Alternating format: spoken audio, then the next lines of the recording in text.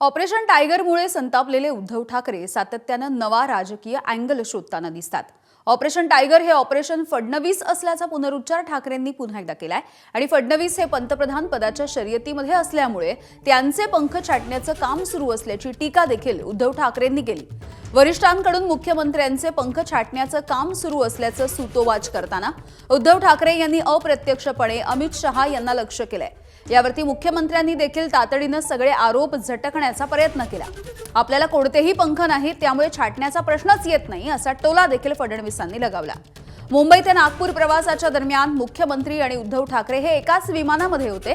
त्यावेळेला मुख्यमंत्री आपल्याला हतबल दिसले असं ठाकरे म्हणाले। त्यामुळे ऑपरेशन टायगरच्या नंतर उद्धव ठाकरे सातत्यानं मुख्यमंत्र्यांचा या ऑपरेशनशी कोणताही संबंध नाही आणि दिल्लीमध्ये वरिष्ठ फडणवीसांची गळचेपी करतायत असं सुचवू बघत असल्याचं दिसतंय।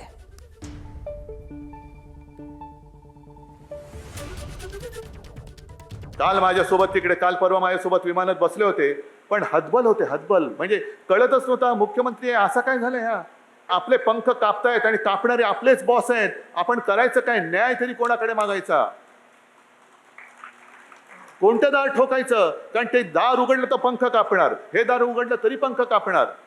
म्हणजे जे काय वाचलंय ते वाचून जेवढे दिवस आहेत तेवढे ढकललेले बरे। या परिस्थितीमध्ये देवेंद्र फडणवीस आहेत। मी मनुष्य असल्यामुळे मला पंखच नाही आहेत, ते माझे पंख कोण छाटणार आहे? पण माझ्यासोबत महाराष्ट्रातल्या 14 कोटी लोकांचा आशीर्वाद आहे, माझ्या वरिष्ठांचा आशीर्वाद आहे।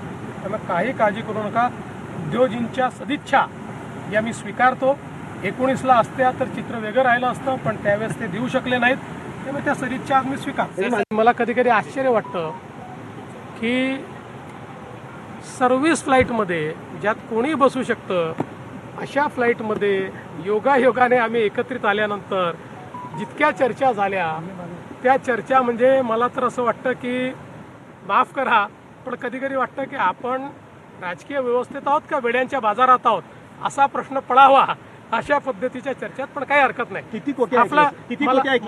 मला असं वाटतं नाही, ते एका बाजूला बसले होते, मी एका बाजूला बसलो।